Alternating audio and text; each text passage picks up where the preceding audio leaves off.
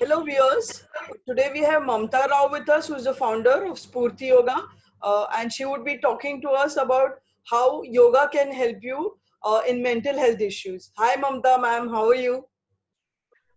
I'm good, Rashmi. How are you? I'm doing good, thank you so much. I would want you to explain how did your journey in yoga started, how many years you've been Ah, practicing yoga. okay. So my personal journey started at 2005. Okay, You won't believe amazingly the way it is like turned my life. It was really like, kind of I discovered myself. So the minute I did that, then I said it's a really good thing what happened to me. So that's a thing I'm going to share with everybody. I wanted to like reach how many people it is possible for me so that I can help them to discover themselves. That is the reason the Spurti Yoga born. okay, sorry, That's how the Spurti Yoga was born. okay. So then keep like helping people, and I'll keep taking the sessions. It's all started happening like that. Okay, okay, Yeah. okay, good. I would like to ask you what is the crux of yoga and how it helps us in our daily life? Actually, if you go and see any yoga class, if you enroll first, they'll teach you like how to breathe. First, you should learn how to breathe, which is happening very unconsciously. In that way, many things are in our body is happening very unconsciously, which we never give importance to any of all those things. But the breathing is a most like kind of a thing really you can concentrate to get to know like how is a thing. If you notice down when you have a little different kind of emotions like mind state of mind, your breathing changes. Once you start learning like how start connecting to breathing, then you'll start understanding, okay, my mind is going like this, I'm in this state of mind, so that I have to have that kind of a control. I should not, like if you're angry, so your breathing becomes very fast. If you're very sad, your breathing becomes very shallow. All these minute things will start understanding beautifully with just concentrating and breathing. So that's how like when that is happening, when you start observing that, when you start like understanding yourself more, you can start connecting to yourself more. This is what beautiful thing happens, especially happens in yoga. Okay, okay. How does yoga help to treat mental health issues, ma'am? When you start having a start connecting to your breath, so you'll start understanding what kind of a state you are in. Okay, Any this thing emotional state in our body will stay for at least 4 hours in a like in whenever you like early morning, if you are having a feeling of happy, you get up with a happy feeling that will stay for 4 hours. Like that, any feeling, any emotion, whatever the thing you go through, it will stay for 4 hours. So when you start understanding this, when you start connecting to your breath, so you will start understanding your mind very well. Okay, this is the state of my mind, so that like this is what is happening to me. So like where I'm going wrong, you can understand better yourself by like seeing all these things. I mean, understanding the with just with the breath. So okay, that is how like yoga really helps in that matter. When you start understanding that, when you start connecting that way, so easy to understand your body also. okay, okay, Then which part you're like having any problem in your body, what kind of this thing is happening to your stiffness, like tightness, a tension, where you're feeling the tension, all these things you can really feel, you can connect. okay. So that is the next question I was supposed to ask you. There is body mind connect. So this is Yeah. what you are trying to say, that through yoga your body and mind connects, right? Yes, correct. Okay. So what is the connection between body and mind and how does it affect our overall health? Actually, when you start practicing yoga, the first thing is like you will start from outward, you'll start traveling inward. That is beautifully happens. coming on the mat is a discipline. After you enter the mat, like, the way you are doing the asanas, the way you are, like, connecting to your body and everything, so it gives you kind of a, like, kind of a confidence in you, like, so in yoga actually we have each and every asana say like have different effect on our body. For example, if you're doing a forward bending, you will have a more accepting mind comes. So certain times what we are like, we don't accept certain things in our life, so we struggle. We don't even realize that we are not accepting it. And then when you start doing forward bending, it gives you that kind of a balance. Yes, like in certain situations you have to accept to move forward in your life, and like that back bend gives you more willpower. It makes you more strong if you are like not ready to face any kind of a thing in your life. So when you start performing back bends, then you feel that confidence builds up unknowingly in your body. That is a beautiful science. Actually, yoga is a very ancient science. Those days, like, there was no x-rays, there was no MRIs, there was no CT scans, but still people understood the body so beautifully, yogis. And they have created each and everything so perfectly. Okay, this is what is happening to your body, your mind, do this. This is what is happening to you, do this.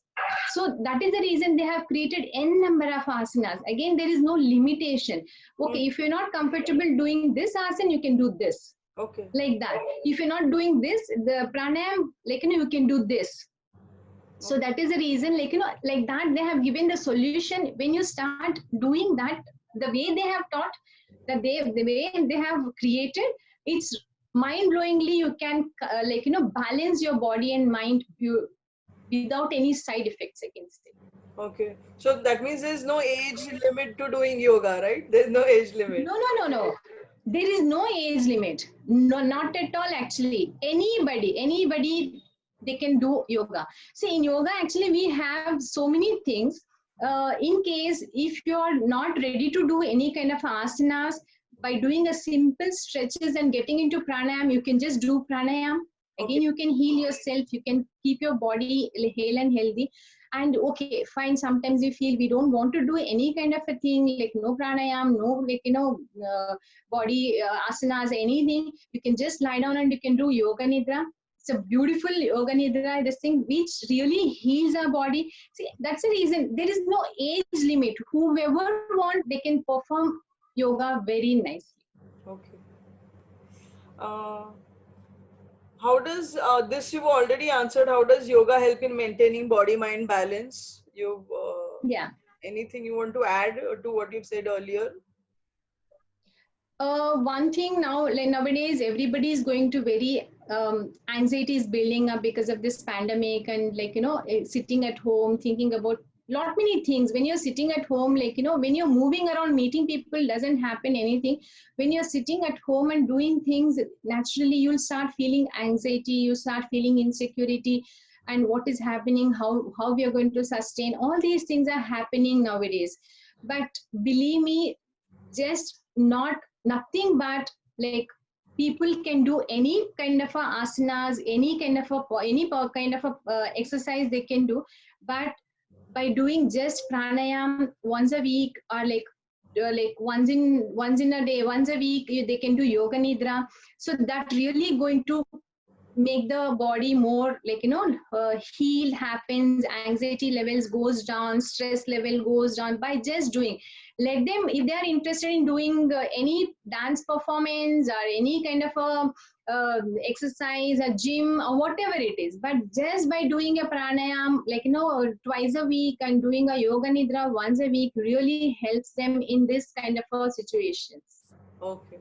I really wanted everybody has to realize that, like, yeah, many people, they don't like yoga because they feel like, it's very boring and like, kind of a thing, it's meant for only people and all these things. That mentality is there. Yes. But as per my knowledge, nowadays the generation going through a lot many like, pressure than the olden people, like, what they have gone through.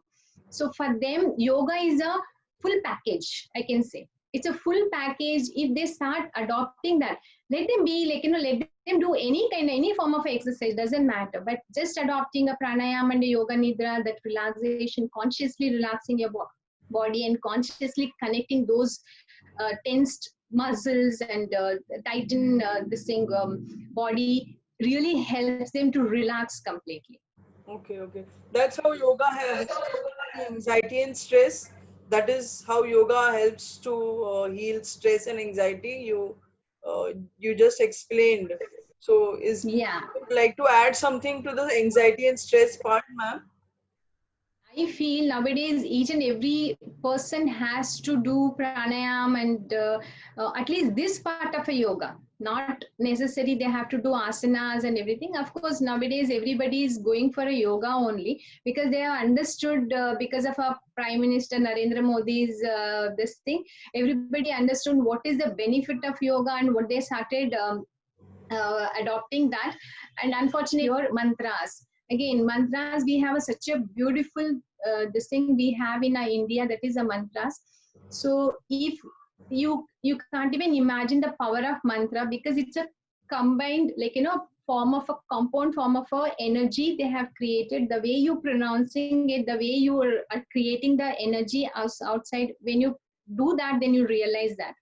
Yes. So like, that is a best part. Just if they are not ready to do any kind of a mantra, they're just doing omkar also heals them like anything Yes, in yes. anxiety and stress level. Yes, yes. So, does food has a considerable contribution in the mental health part? I mean, our diet and food, does it affect our mental health also? Yeah, actually in yoga we have a three kind of a, we say three kind of a food. This thing is there. One is like which gives you energy. One is okay, it's like okay kind of, it doesn't give you energy, it make you, doesn't make you lethargic. And one kind of a food we have is a lethargic food, we can say rajasic, sattvic, rajasic and tamas, food we have. So taking that, if you want to be energetic throughout the day, going for a more natural food always gives you more energy. And when you are taking a so and so, kind of a, for example potatoes and all these things doesn't give you that energetic, and that doesn't make you that energetic, or makes you lethargic. It's okay, fine kind of a thing. And whereas tamasic food, for example onion, garlics and all, makes you lethargic. Okay, So if the way you're eating, the way you lead your life, okay, your mental state also be like that. okay, okay, great. Would you like to share anything more, say anything more to our audience? Little secret I wanted to share is this: do whatever the kind of a exercise you wanted to do, but please try doing pranayam once or twice a week or something, and yoga nidra once a week. Just try that and see the results you're going to get with that.